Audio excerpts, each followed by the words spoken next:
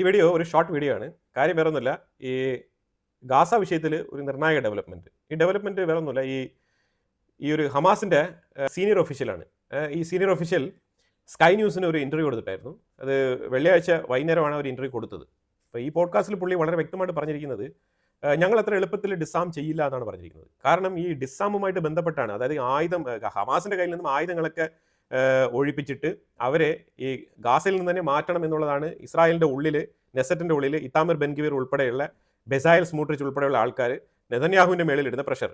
ഇത് സാധിക്കുമോ ഇല്ലയോ എന്നുള്ളതാണ് ഇപ്പോൾ വലിയൊരു ചോദ്യചിഹ്നമായി മാറിയിരിക്കുകയാണ്. കാരണം ഈ ഒരു റിലീസ്, ബന്ദിമോചനം 72 മണിക്കൂറിനകത്ത് നടക്കണം എന്നുള്ള രീതിയിലുള്ള നിർദ്ദേശങ്ങളുമായിട്ട് ഒപ്പുവെച്ച് പാസ്സാക്കിയ ആ ഒരു ഫേസ് 1 എന്ന് പറഞ്ഞ ആ ഒരു എഗ്രിമെന്റ് അക്ഷരാർത്ഥത്തിൽ ഇപ്പം ഒന്നുമല്ലാതെ ആയി തീരുന്ന ഒരു അവസ്ഥയാണ് ഇപ്പം നമുക്ക് കാണാൻ കഴിയുന്നത്. കാരണം ഇപ്പം ശരിക്കും പറഞ്ഞാൽ ഞായറാഴ്ച ഇന്ന് റിലീസ് നടക്കേണ്ടതാണ്. പക്ഷേ ഇപ്പോൾ ഇത് നടക്കുമോ എന്നുള്ളത് നമുക്കറിയില്ല. ആ രീതിയിലാണ് കാര്യങ്ങളുടെ പോക്ക്. ഇപ്പോൾ പുള്ളിക്കാരൻ പറഞ്ഞിരിക്കുന്ന വീഡിയോ ഞാൻ ഇവിടെ വെക്കുന്നുണ്ട്. എന്താണ് പുള്ളി പറഞ്ഞിരിക്കുന്നത് നിങ്ങൾക്ക് തന്നെ അത് കേട്ട് കഴിഞ്ഞാൽ വളരെ വ്യക്തമായിട്ട് മനസ്സിലാക്കാൻ പറ്റും. അവരുടെ പൊസിഷൻ വളരെ ക്ലിയർ ആണ്. പുള്ളിക്കാരൻ പറയുന്നത് ഡോക്ടർ നഈം ബാസിം എന്നാണ് പുള്ളിയുടെ പേര്. പലപ്പോഴായിട്ട് പുള്ളിക്കാരൻ എപ്പോഴും ഇങ്ങനെ പത്രസമ്മേളനം കൊടുക്കാറുണ്ട്. പറഞ്ഞിരിക്കുന്ന വിഷയം എന്ന് പറഞ്ഞാൽ ഞങ്ങൾ ആയുധം ഒരിക്കലും താഴെ വെക്കില്ല. നമ്മൾ ചെയ്യാൻ പോകുന്ന പറഞ്ഞാൽ ആയുധങ്ങൾ ഞങ്ങൾ പാലസ്തീനിയൻ അതോറിറ്റി എന്ന് പറഞ്ഞിട്ട് PA ഉണ്ടല്ലോ, പാലസ്തീനിയൻ അതോറിറ്റി, ഹമാസിനെ പോലെ തന്നെ മറ്റു പല സംഘടനകളുണ്ട് ഈ പാലസ്തീൻ്റെ ഉള്ളിൽ. പാലസ്തീൻ മീൻസ് ഈ വെസ്റ്റ് ബാങ്കിന്റെ ഉള്ളിലും അതേപോലെ ഈ ഗാസയ്ക്കുള്ളിലും മറ്റുള്ള സംഘടനകളുണ്ട്. നമ്മളതിനെ കേട്ടിട്ടുണ്ടാവും, പാലസ്തീനിയൻ ഇസ്ലാമിക് ജിഹാദ് എന്നൊക്കെ പറഞ്ഞുകൊണ്ടുള്ള സംഘടനകളൊക്കെ ഉണ്ട്. അപ്പോൾ ഈ PIJ എന്ന് പറഞ്ഞ ഈ സംഘടനയെക്കുറിച്ചൊക്കെ എവിടെയും ഇതുവരെ എവിടെയും വലിയ രീതിയിലൊന്നും പറഞ്ഞു കേൾക്കുന്നില്ല. ഇവിടെ ഹമാസ് എന്നുള്ള ഒരേ ഒരു വാക്ക് മാത്രമാണ് കേൾക്കുന്നത്. പക്ഷേ ഇവിടെ വേറെയും പല ബ്രിഗേഡുകൾ ഇവിടെ ഉണ്ട്. അപ്പോൾ ഇവർ പറയുന്നത് ഞങ്ങളുടെ ഈ പോരാളികളെ പാലസ്തീനിയൻ അതോറിറ്റിയുടെ ആ ഒരു സെക്യൂരിറ്റി വിങ്ങുമായിട്ട് ലയിപ്പിക്കണം. അതായത് ഇവർ ഇപ്പം ഇവിടെ നിന്ന് പോവില്ല. ഇവർ ഈ ഒരു പോരാളികളായിട്ട് തന്നെ ഇവർ ശരിക്കും പറഞ്ഞാൽ ഗാസയുടെ മിലിറ്റന്റ് ഉദ്യോഗസ്ഥർ എന്നുള്ള നിലയിലാണ് ഇവർ അറിയപ്പെടുന്നത്. അവരങ്ങനെയാണ് അവരെ ഐഡന്റിഫൈ ചെയ്യാൻ ആഗ്രഹിക്കുന്നത്. അങ്ങനെയാണ് അവർ മറ്റുള്ളവരുടെ അടുത്ത് അവർ പറയാനും ആഗ്രഹിക്കുന്നത്. അല്ലാതെ ഇപ്പം ഇവർ ഒക്ടോബർ 7 ആക്രമണം നടത്തി എന്ന് പറഞ്ഞിട്ട് മറ്റുള്ളവർ, അതായത് ഇസ്രായേലിനെ പിന്തുണയ്ക്കുന്നവരെല്ലാവരും അവരെ തീവ്രവാദികൾ എന്ന് പറയുന്ന കണക്ക് അവരെ തീവ്രവാദികളായിട്ട് ഐഡന്റിഫൈ ചെയ്യാൻ അവർ ആഗ്രഹിക്കുന്നില്ല. ഒക്കുപേഷനെ ചെറുക്കാനുള്ള അവകാശം ഞങ്ങൾക്ക് ഉണ്ട് എന്ന് തന്നെയാണ് പുള്ളിക്കാരൻ പറഞ്ഞു വെക്കുന്നത്. അത് കുറച്ചുകൂടെ സ്ട്രോങ് ആയിട്ട് അവർ പുറത്ത് വന്ന് കാര്യങ്ങൾ പറയാണ്. അതായത് ഇതാണ് ഞങ്ങൾക്ക് വേണ്ടത്, ഇങ്ങനെ ഞങ്ങളെ കൊണ്ട് പറ്റൂ എന്നാണ് അവർ പറഞ്ഞിരിക്കുന്നത്. അപ്പോൾ ഹമാസിന് വളരെ വ്യക്തമായിട്ട് മനസ്സിലാകുന്നുണ്ട് എന്താണ് ഈ ബന്ദികളെ മോചിപ്പിച്ചു കഴിഞ്ഞാൽ, ഈ 20 പേരായിട്ട് ജീവിച്ചിരിക്കുന്ന 20 ബന്ദികളെയും വിട്ടുകൊടുത്തു കഴിഞ്ഞാൽ ഇസ്രായേലിന്റെ കൈ സ്ട്രെങ്തൻ ചെയ്യാണ്. ഇസ്രായേലിന്റെ കൈ വളരെ പവർഫുൾ ആയിട്ട് വരികയാണ്. കാരണം വേറെ ഒരു ഉപാധികളും ഇല്ലാണ്ട് ഇസ്രായേലിന് ശക്തമായി ഹമാസിനെ തിരിച്ചടിക്കാൻ കഴിയും. അപ്പോൾ അതുകൊണ്ട് തന്നെ ഹമാസ് വളരെ തന്ത്രപൂർവ്വം ഒന്നുകൂടെ ഇന്നലെ തന്നെ അവർ പറഞ്ഞിട്ടുണ്ടായിരുന്നു ഞങ്ങൾക്ക് ഇതിനെക്കുറിച്ച് റീതിങ്ക് ചെയ്യണം. ഈവൻ ട്രംപ് ഡയറക്റ്റ് ആയിട്ട് അഷുറൻസ് കൊടുത്തിട്ട് പോലും, വാഗ്ദാനം കൊടുത്തിട്ട് പോലും ഹമാസ് അതിനെ അംഗീകരിക്കാൻ തയ്യാറല്ല. അവർ പറഞ്ഞിരിക്കുന്നത് ഞങ്ങളുടെ ആയുധങ്ങളെല്ലാം ഞങ്ങൾ പാലസ്തീനിയൻ അതോറിറ്റിയെ ഏൽപ്പിക്കും, അതേപോലെ പാലസ്തീനിയൻ അതോറിറ്റിയിൽ ഞങ്ങളുടെ ഹമാസിനെ ലയിപ്പിക്കാൻ ഞങ്ങൾ തയ്യാറാണ് എന്നാണ് പറഞ്ഞിരിക്കുന്നത്.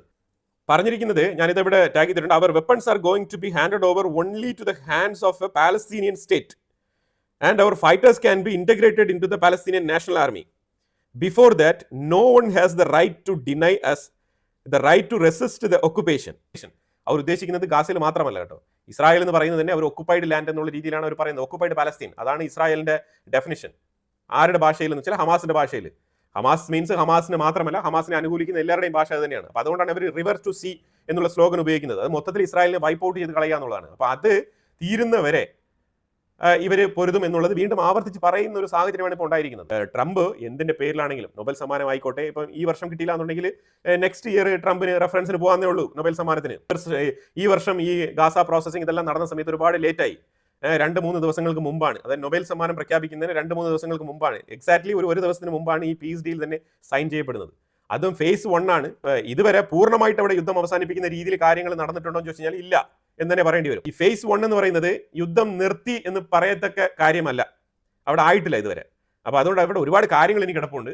അപ്പോൾ അതൊക്കെ കഴിഞ്ഞിട്ട് നെക്സ്റ്റ് ഇയർ സാവധാനം ഈ ഒരു യുദ്ധം പുള്ളിക്കാരൻ നിർത്തുന്നു എങ്കിൽ, സമാധാനപരമായി മുന്നോട്ട് പോകുന്നു എങ്കിൽ, പിന്നെ നൊബേൽ സമ്മാനം തനിയെ കിട്ടും.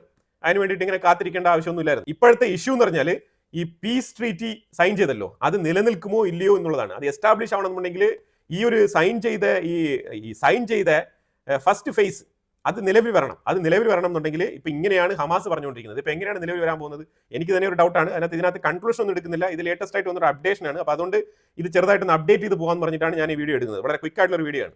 അപ്പോൾ ഇതാണ് ശരിക്കും ഇപ്പം ഇസ്രായേലും ഹമാസും തമ്മിൽ ഒപ്പുവെച്ച ആ ഒരു സമാധാന കരാറിന്റെ തുടക്കം തന്നെ ഇവിടെ പാളിയിരിക്കുകയാണ്. അപ്പം നെതന്യാഹു ഇപ്പോൾ പറഞ്ഞുകൊണ്ടിരിക്കുന്നത് ഇസ്രായേൽ നെതന്യാഹു പറഞ്ഞുകൊണ്ടിരിക്കുന്നത് ഹമാസിനെ പൂർണ്ണമായിട്ടും അവിടെ നിന്ന് ഒഴിപ്പിക്കുന്നത് വരെ ഹമാസ് സ്വന്തമായിട്ട് ആയുധങ്ങളൊക്കെ ഉപേക്ഷിച്ച് അവരുടേതായിട്ടുള്ള ഒരു ശൈലിയിൽ ന്യൂട്രലൈസ്ഡ് ആകുന്നതാണ് അവർക്ക് നല്ലത്. ഇല്ലാന്നുണ്ടെങ്കിൽ ഞങ്ങൾ ഫോഴ്സ്ഫുള്ളി അവരെ ന്യൂട്രലൈസ് ചെയ്യേണ്ടി വരും എന്നാണ് ഇപ്പോൾ നെതന്യാഹു പറഞ്ഞിരിക്കുന്നത്. അപ്പോൾ ശരിക്കും അങ്ങോട്ടും ഇങ്ങോട്ടും വീണ്ടും ഗാസ ഒരു കളിക്കളമായി മാറുകയാണോ എന്നുള്ളതാണ് ഒരു doubt. The Trump plan does say that Hamas will have no role in governing the future of Gaza. So you can confirm then that your role as Hamas is over. We are ready to hand over the government. We are ready to be totally away from any government or governing body. But when it comes to Hamas as an entity, as a Palestinian liberation movement, I think no one can overcome or exclude Hamas. Hamas is also present in the West Bank. Hamas is present in Jerusalem, in the diaspora. Therefore, Hamas is not only the government in Gaza. And therefore, yes, we are ready to leave the government for a Palestinian body, but we are still there on the ground. And what about disarming? Because you're talking about a political ideology, but there's also calls for Hamas to completely disarm itself. Is that something that Hamas is willing to do? Our weapons are going to be handed over only to the hands of a Palestinian state. And our fighters can be integrated into the Palestinian National Army.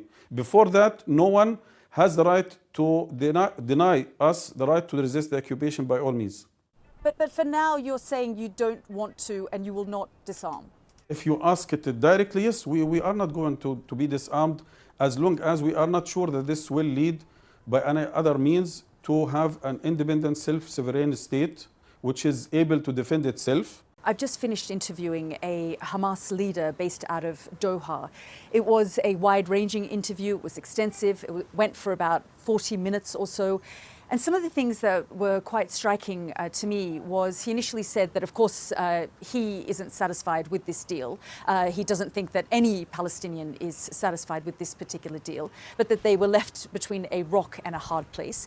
He went on to say the deal wouldn't have been possible without the pressure of Donald Trump. So he thanked President Donald Trump for this deal and for getting it over the line and for putting pressure on Benjamin Netanyahu. When I asked him about disarmament, this was incredibly striking because he basically said, we are not going to disarm. This is part of our resistance and we are not going to disarm until we feel we're in a position where we don't need our arms. So I thought that was quite striking because that is a fundamental point of this 20-point plan of Donald Trump's. And finally, he was incredibly critical of any involvement of Tony Blair's in the... അതേസമയം ഇസ്രായേലിന്റെ ഉള്ളിൽ നിന്ന് ഈ far right wing ഇത്താമിർ Ben ഗിവിർ അതേപോലെ ഈ ബെസായൽ സ്മൂട്രിച്ച് ഇവരെ പോലത്തെ ആൾക്കാർ ഇതിനൊരു ടീം തന്നെയുണ്ട്. ആ ടീം നെതന്യാഹുവിന്റെ മേലിൽ ഹൈ പ്രഷർ ഇടുകയാണ്. കാരണം നാളെ ഇത് നടന്നില്ല എന്നുണ്ടെങ്കിൽ, ഈ ബന്ദിമോചനം നടക്കുന്നില്ല എന്നുണ്ടെങ്കിൽ പിന്നെ സംഭവം വേറെ രീതിയിലായിരിക്കും. അങ്ങനെയാണ് നമുക്ക് മനസ്സിലാക്കാൻ പറ്റുന്നത്. അപ്പോൾ എന്തായാലും ഇതിനെക്കുറിച്ചുള്ള അഭിപ്രായങ്ങൾ കമന്റ് ബോക്സിൽ രേഖപ്പെടുത്തുക. കാത്തിരുന്ന് കാണാം. ഈ സമാധാന കരാർ നാളെ നിലവിൽ വരുന്നോ ഇല്ലയോ എന്നുള്ളത് നമുക്ക് കാത്തിരുന്ന് കാണേണ്ട വിഷയമാണ്. അപ്പോൾ എന്തായാലും കൂടുതൽ അപ്ഡേറ്റ്സുകളുമായിട്ട് അടുത്ത വീഡിയോയിൽ വരാം. Thank you so much.